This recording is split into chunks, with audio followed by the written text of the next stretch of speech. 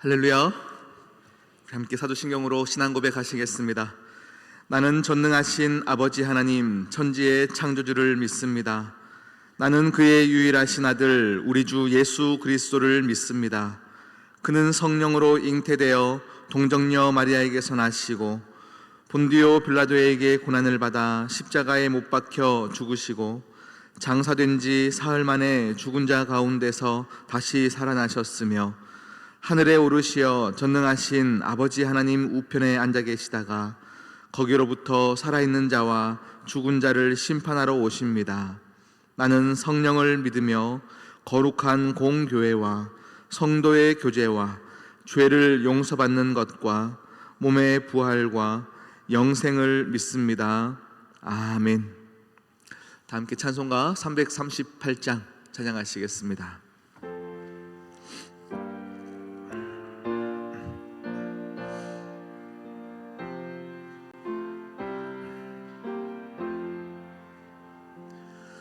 내 주를 가까이 하게 함은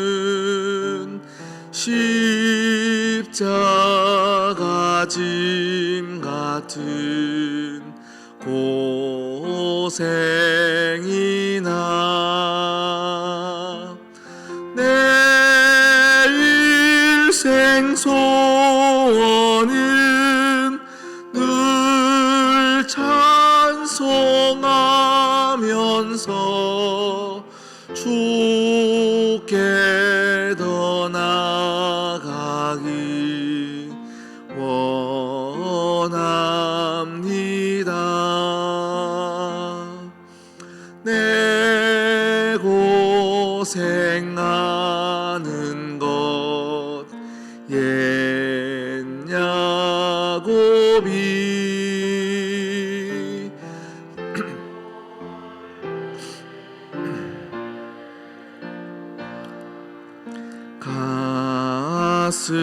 같습니다. 꿈에도 소원이 늘 찬송하면서 주께 더 나아가기 원합니다.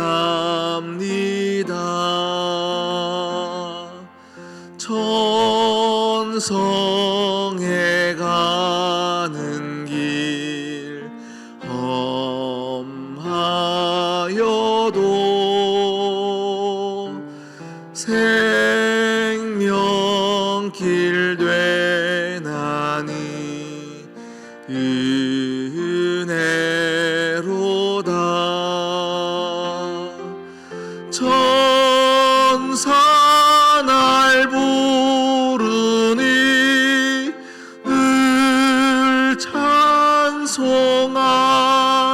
찬송하면서 주께 더 나아가기 원합니다.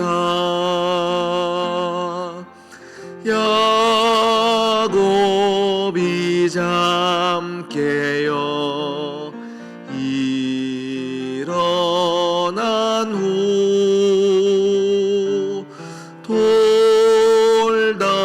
돌단을 쌓은 것 본받아서 숨질 때 되도록 늘 찬송하면서 주께 더 나아가기 원합니다.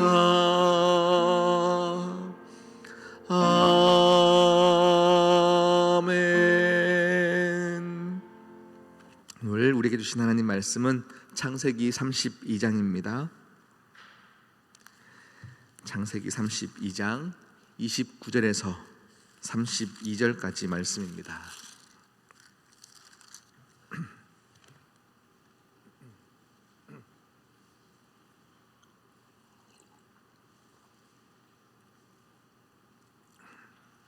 창세기 32장 29절에서 32절까지 말씀입니다.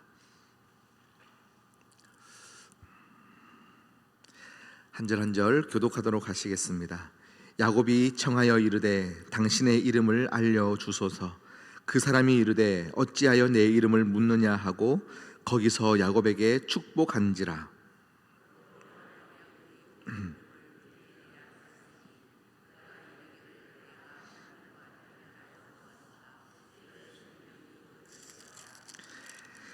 그가 분이엘을 지날 때에 해가 돋았고 그의 허벅다리로 말미암아 절었더라.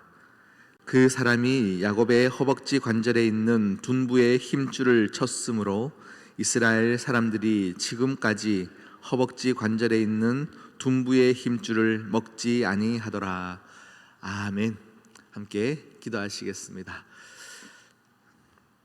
신실하신 하나님 아버지, 오늘도 하나님의 신실하심을 신뢰하며 이 시간 이곳에 왔습니다. 하나님은 여전히 살아계셔서 우리의 인생에 찾아오시며 우리의 인생의 많은 어려움과 궁핍 가운데 은혜로 채워주시는 분이신 줄 믿고 이 자리에 왔습니다. 많은 어려움이 있어 찾아와 드려지는 우리의 기도 가운데 하나님의 응답을 받는 시간도 되지만 하나님 아버지를 만나는 시간이 되게 하여 주시옵소서. 내 인생 가운데 하나님은 여전히 살아계시구나. 하나님이 나를 사랑하시는구나. 하나님이 내 기도를 들어주시는구나. 아버지여, 이것이 사실이 오늘 이 시간 깨달아지게 하시사 어떠한 어려움 속에서도 하나님만으로 만족하며 하나님만으로 찬양케 되어지는 역사가 우리 삶 가운데 많아지게 도와주시옵소서. 주여, 이 시간 하나님을 찾기 위하여 새벽을 깨운 모든 하나님의 백성들 가운데 주여 그 길이 열리는 역사가 있게 하시고 하나님 아버지를 만나 도우심의 손길들을 나 경험하게 도와주시옵소서. 여건이 어려워 가정에서 예배를 드리는 가정도 있사오니 주여 그 가정 가운데 성령으로 충만케 하시사 드려지는 모든 제단마다 하나님 아버지의 역사함을 느끼는 귀한 예배가 되게 하여 주시옵소서. 사랑하는 자녀들을 위하여 기도합니다. 새벽 강단을 깨워 토요일 새벽 예배를 나온 모든 사랑하는 자녀들의 삶 가운데 하나님 아버지여, 그 인생들이 모두 하나님을 높이는 귀한 자녀들이 되게 도와주시옵시고 하나님만이 높은 곳에 둘 줄 아시옵사오니 우리 자녀들의 삶 가운데 그들의 삶이 모든 사람 위에 우뚝 서 있는 귀한 삶을 살아내도록 은혜 더하여 주시옵소서.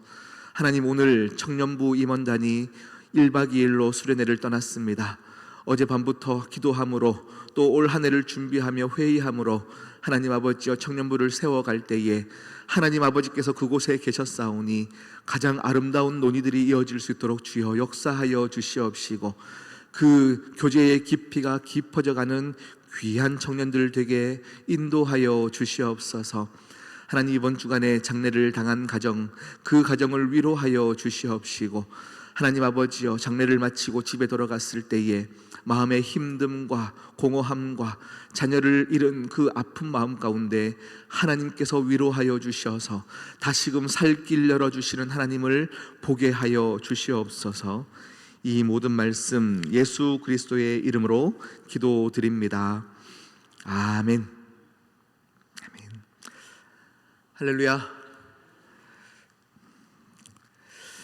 지난 우리 수요일 날 저녁 예배를 마치고요, 저는 밤 기차를 타고 부산에 잠시 내려갔다 왔습니다.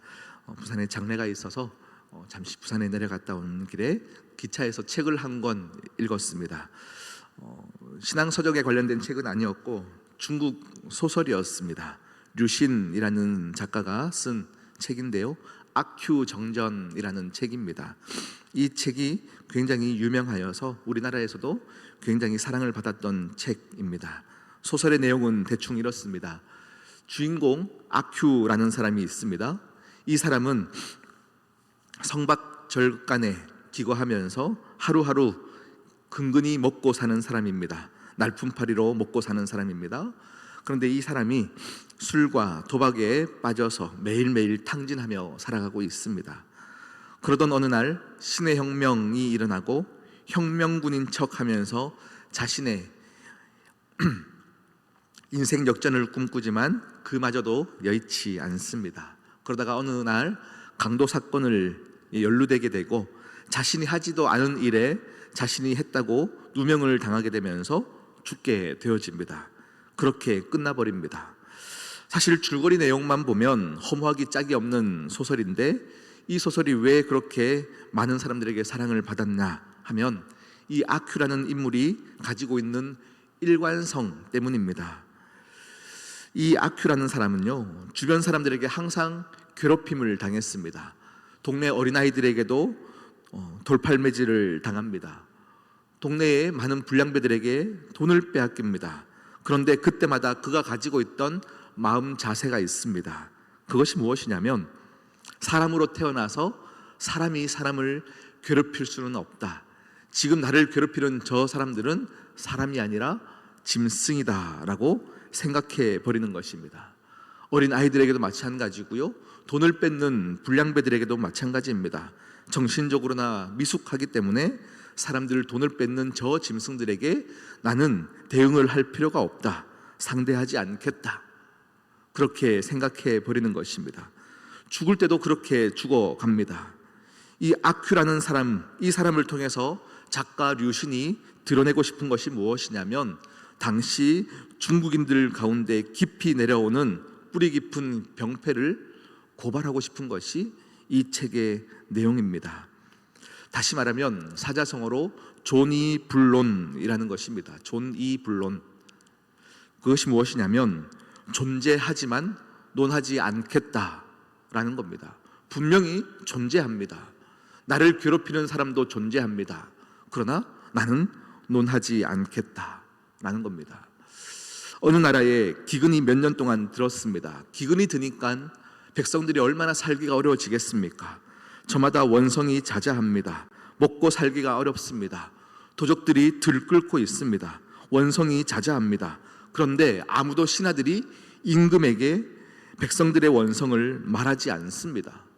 기근이 찾아와도 아무리 힘들어도 임금에게 찾아가 세금을 감면해 주십시오, 먹고 살기가 힘듭니다 등등 아무 말도 하지 않습니다. 기근이 있으나 말하지 않습니다. 논하지 않습니다. 그러니 지금 임금은 어떻습니까? 말하지 않으니 지금 앞에서는 기근이 없는 것입니다. 매일매일 궁궐에서 술판이 벌어집니다. 흥청망청 먹고 살며 지내면서 나라가 망하는 길로 가고 있다라는 것입니다. 이 책을 쓰여진 것은 1921년이니까 100년 전쯤입니다. 20세기 초반의 중국의 모습이 그러하다라는 것을 류신 작가가 쓰고 있습니다. 서구 열강의 놀이터가 되어가고 있는 중국의 모습을 나타내고 있습니다. 그런데 오늘 저는 이것을 우리의 신앙의 영역으로 한번 가져와서 생각해 보고 있습니다. 하나님은 살아계십니다. 아멘. 하나님은 살아계십니다. 하나님의 역사하고 계십니다. 우리의 삶 가운데 실제로 찾아오셔서 우리를 만나주시고 우리의 모든 것을 채워주시는 분이 오직 유일한 하나님이십니다. 믿으십니까? 그런데 사람들은 더 이상 그리스도를 논하지 않습니다. 사람들은 더 이상 하나님을 말하지 않습니다. 오늘 우리가 읽었던 야곱의 인생도 그러합니다. 야곱은 태어날 때부터 모태신앙으로 태어났습니다. 어머니 리브가로부터 뱃속에 있을 때부터 하나님을 알았습니다. 그런데 그가 하나님을 꿈속에서라도 만난 그 베델, 하나님은 찾아와 주셨고 음성을 들려주셨습니다. 그런데 그 이후의 인생을 또 돌아보면 외삼촌 밧단 아람의 집에서 20년 동안 살면서도 마치 하나님이 없는 것처럼 하나님을 논하지도 않고 찾지도 않고 살아옵니다. 그런 그의 인생 가운데 하나님께서 지금 야곱에게 만나 주십니다. 찾아와 주셨습니다. 씨름을 걸어옵니다. 하나님과의 씨름을 통해서야 이제 하나님의 얼굴을 보았다, 브니엘이라고 그가 고백하게 되어지는 것입니다. 우리 한 번 더 오늘 본문을 보길 원합니다. 우리 29절 말씀을 한번 읽어볼까요? 29절입니다. 함께 읽겠습니다. 시작. 야곱이 청하여 이르되